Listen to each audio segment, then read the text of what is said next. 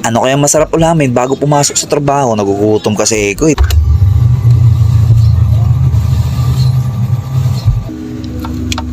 Puro tubig lang yung laman na rep. Kumanda sa akin to si Mahal, wala na namang ulam. Mahal! Wala bang ulam? Nagalungkat ako dito sa rep, wala akong makita, puro tubig lang yung laman nito eh. Anong wala? Di ka na naman naghanap, meron dyan. Anong meron? Wala kang laman yung rep, kanina pa ako naghahanap dito, puro tubig lang yung laman. Di ka na naman naghanap, sinabing may ulam dyan. Di ka na naman naghanap ha, di ka na naman naghanap ha. Sinabing may ulam eh. Anong ulam pigsasabi mo? Nahalawkat ko na nga yung rep. Meron nga. Wala nga. Meron. Asan? Ayun o.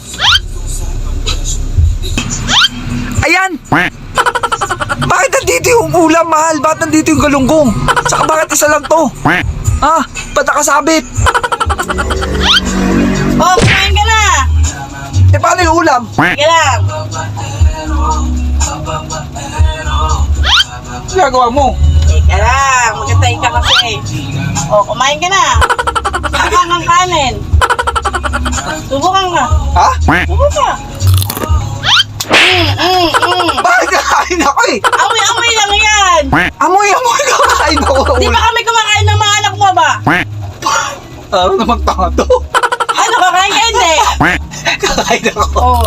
Amoy ko. Uy! Paamoy ko lang, paamoy. Paamoy lang. Amoy lang.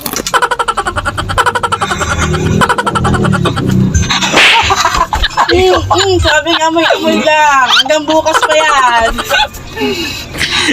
Hindi na, amoy lang.